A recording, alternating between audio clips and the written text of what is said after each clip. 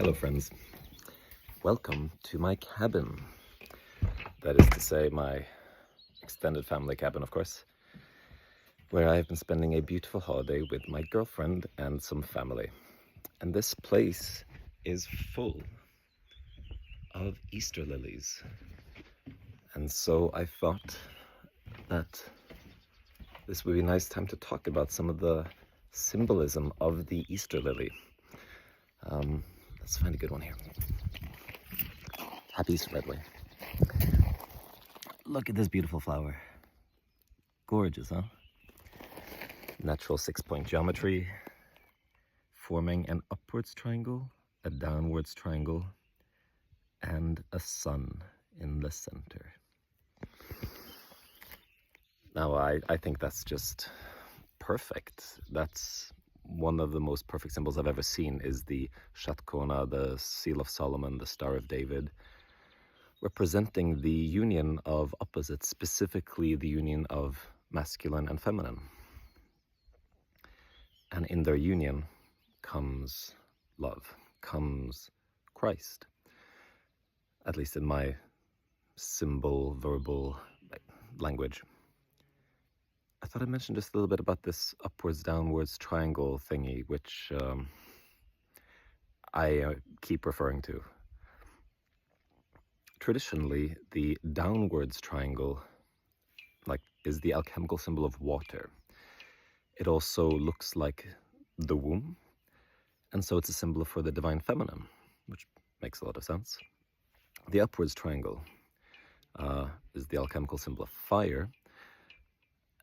It's also sometimes associated with the erect phallus, and it represents the masculine, but in my symbol language is the complete opposite, which is, I think, because it's less symbolic, actually.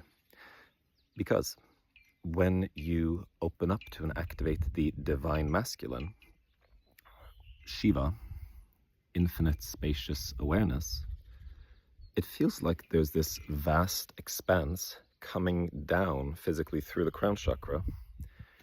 And so the experience is of this white, light, spacious, descending triangle. And for Shakti, for the divine feminine, for Kundalini, it's the exact opposite. It's this upwards moving, rising force, which is very fiery, actually, especially in the first couple of chakras.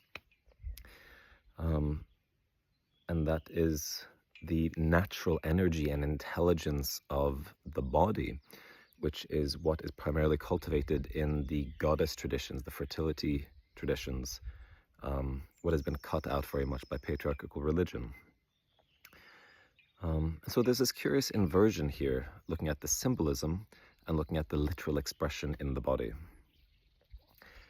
And when I came upon this Easter lily here, I just thought, well, obviously, that's why it's called the Easter lily.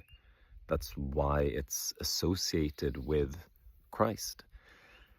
I mean, it must be. The symbolism is too strong. And how beautiful that we have that expression in the natural world, in our traditions. And so that's the thought I'll leave you with today. Hope you're having a beautiful end to your Easter holidays, if you have it. And big love here from my little cabin by the fjord. Big love.